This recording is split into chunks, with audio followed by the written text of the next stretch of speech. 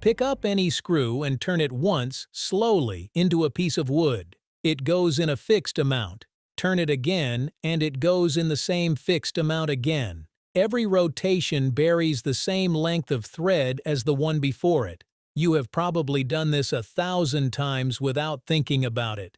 It is the most unremarkable mechanical action there is. That unremarkable action is also the foundation of some of the most precise machines humans have ever built.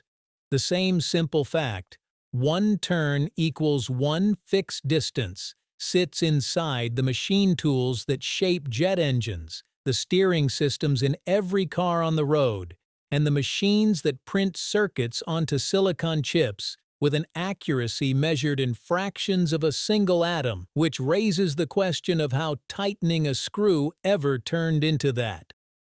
Let's get into it right here on Small Things.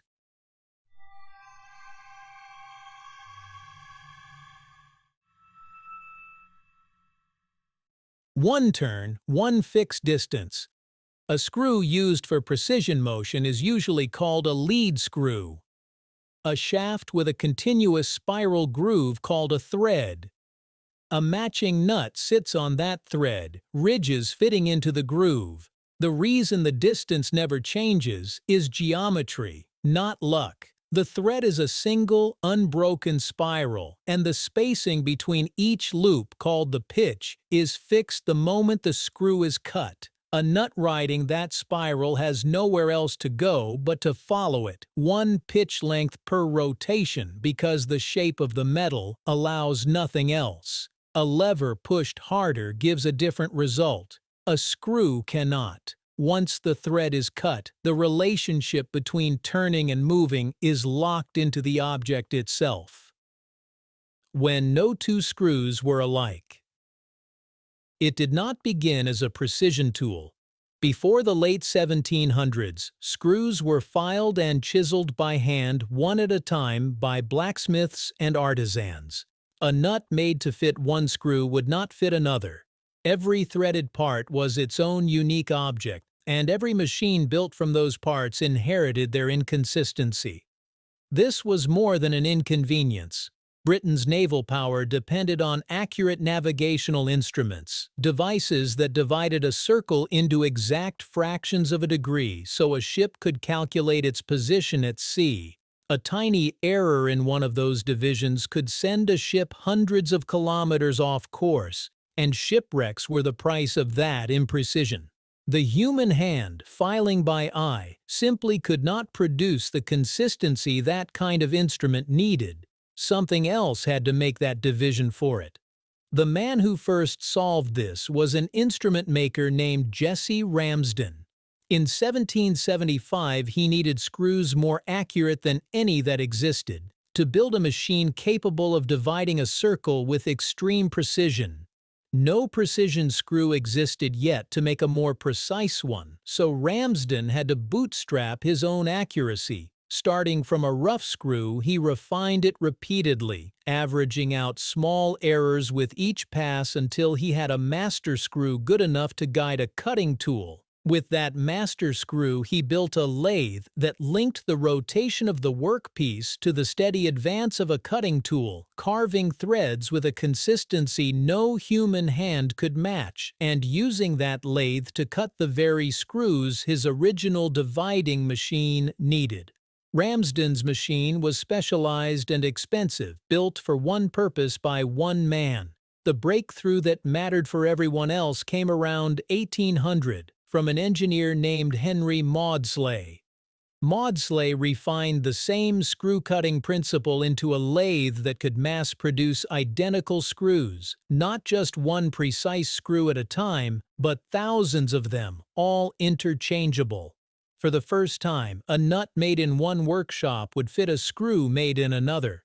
That single change, identical threads produced reliably and repeatedly, is what made interchangeable parts possible at industrial scale. Every factory built afterward, every assembly line, every machine made from standard parts, rests on the fact that two separately made screws could finally be trusted to behave exactly the same way.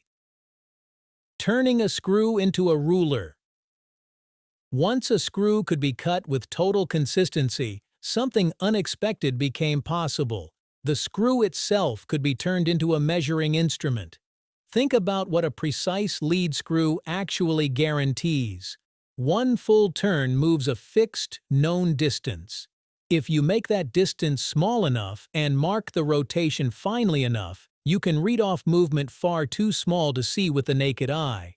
The rotation itself becomes the measuring scale. This is exactly how the micrometer works. A finely cut screw, sometimes with 100 threads packed into a single inch, advances a measuring face toward the object being measured.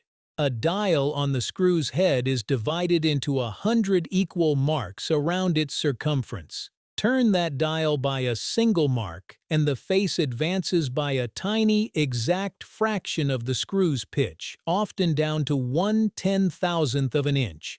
Read the dial against the marking on the shaft. Add the two figures together, and you are reading a distance no eye could ever judge unaided, a sliver of space made visible only because the screw turning it is so reliably consistent. This turns the screw from a tool that moves things into a tool that tells you exactly how far something is moved, and that shift mattered more than it sounds.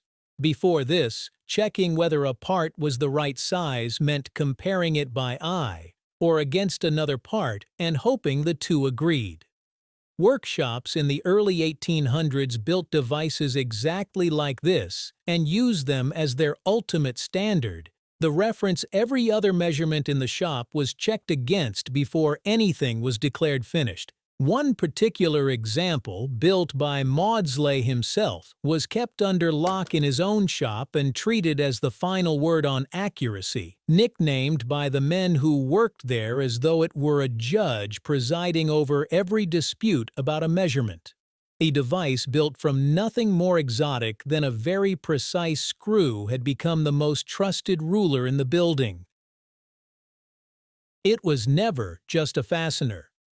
Most people see a screw and think of it as a fastener, something that holds two pieces of wood together or keeps a hinge in place.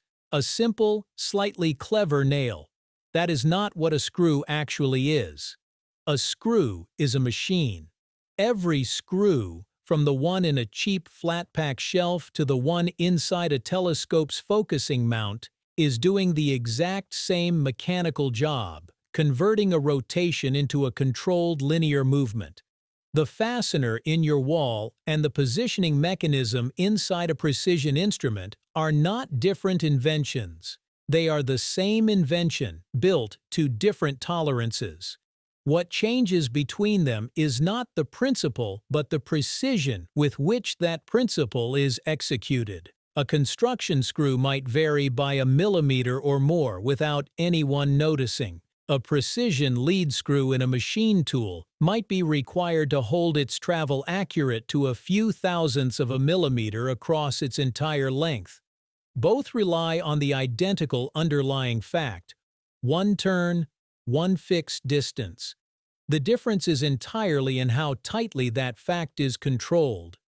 This is why the lead screw could become the foundation of machine tools, telescopes, and eventually equipment far stranger than anything a blacksmith could have imagined, without anyone needing to invent a new principle.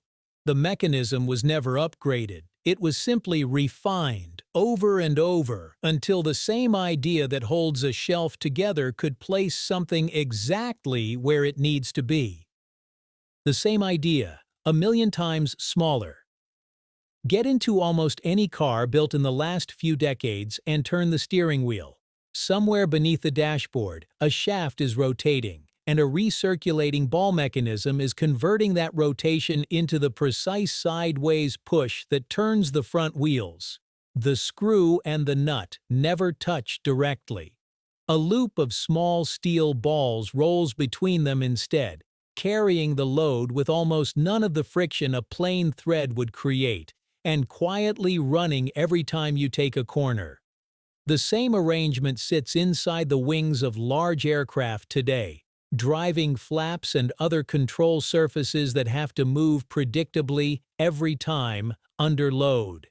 It is also what raises an office chair, what positions a camera tripod head, and what holds the table of a CNC machine exactly where a program tells it to be, in a workshop a few streets from wherever you are sitting right now.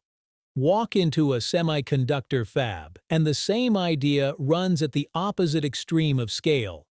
Machines there track the position of a silicon wafer roughly 20,000 times per second to an accuracy measured in trillionths of a meter, a distance comparable to the width of a single atom.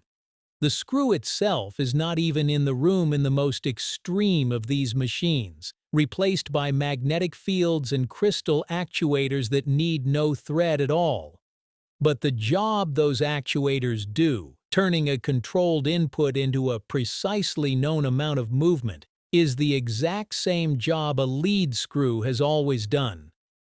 One predictable rotation. Turn a screw once more, slowly, the way you did at the start of this video.